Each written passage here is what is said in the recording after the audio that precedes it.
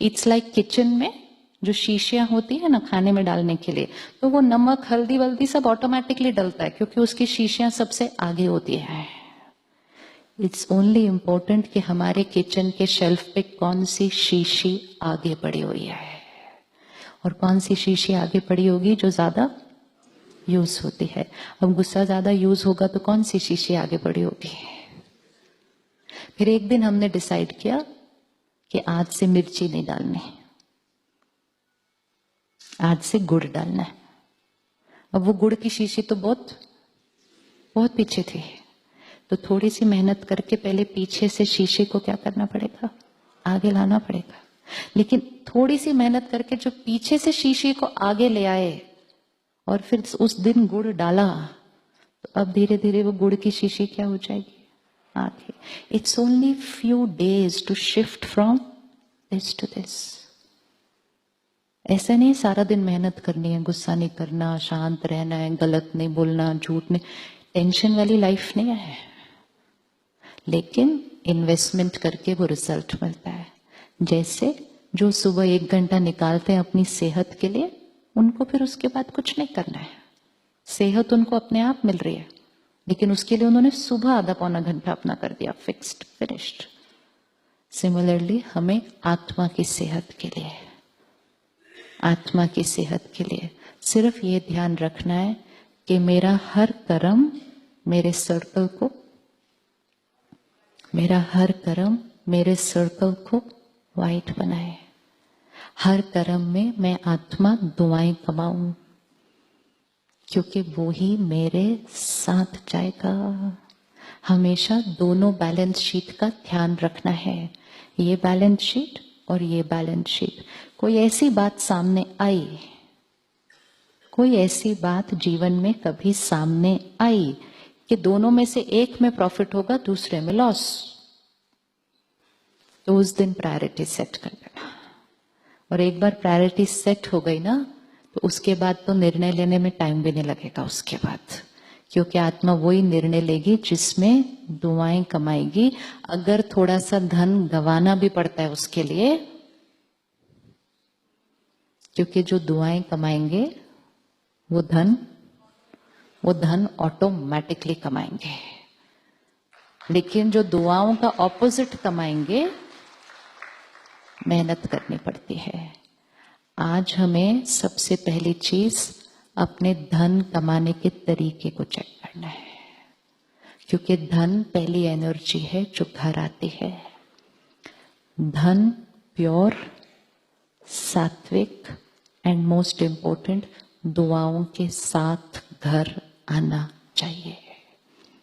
धन को लक्ष्मी कहा जाता है, धन को लक्ष्मी कहा जाता है।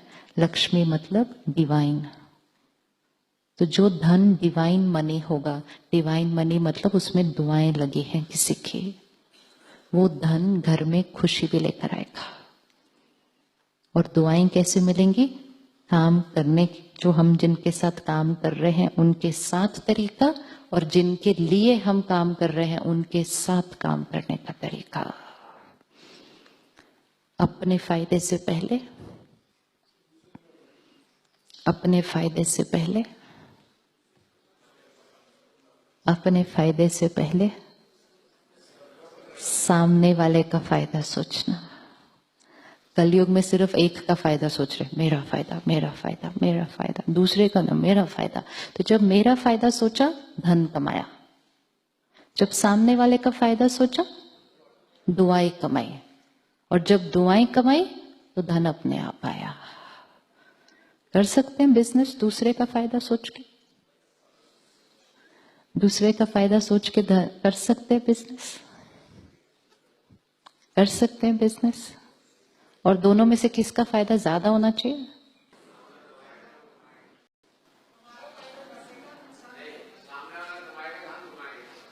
सामने वाला,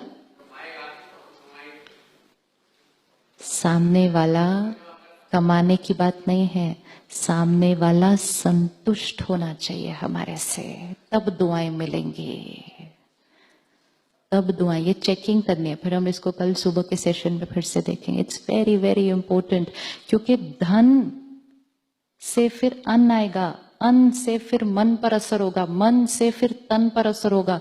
first source of energy coming into the house, money. अगर धन क्लीन नहीं, उसके बाद अन्न मन तन उसको क्लीन नहीं कर सकते. प्रोसेस प्लांट की फर्स्ट स्टेज पहले ठीक होनी चाहिए, लेकिन उसकी डेफिनेशन हमें खुद अपनी क्रिएट करनी पड़ेगी, क्योंकि बाहर की डेफिनेशंस तो बदली हुई हैं इस टाइम. जो बाहर इस टाइम नॉर्मल है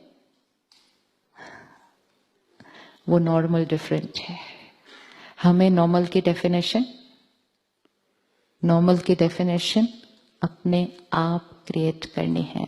तो आज सारा दिन आप अपने, जहां आप काम कर रहे हैं, अपने ये होमवर्क हर एक ने आज करना है, कल फिर देखेंगे इसको.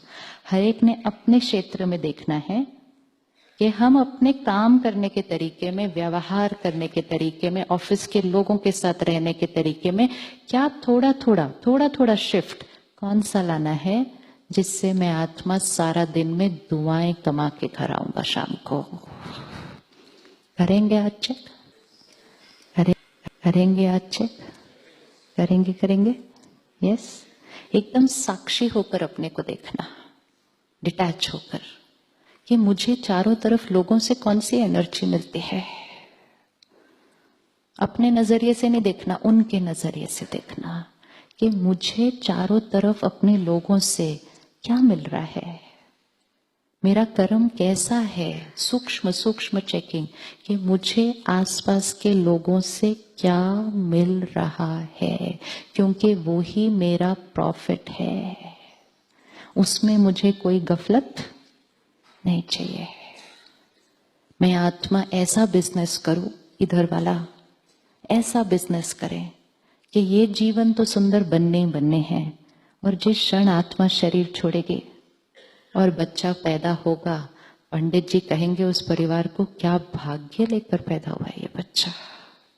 इसके जीवन में तो सिर्फ राजयोग है. हाँ, वेरी गुड. वो किस बेसिस पे होगा? वो आत्मा वहां, इसीलिए आप देखो ना, कोई आत्मा कैसा भाग्य लेकर आती है, एकदम स्मूथ है जीवन, और कोई आत्मा कैसा भाग्य लेके आती है, विघन. किस बेसिस पर? कोई भगवान थोड़ी बैठ के डिसाइड कर रहा है भाग्य क्या है, लक क्या है, डेस्टिनी क्या है. वो बैलेंस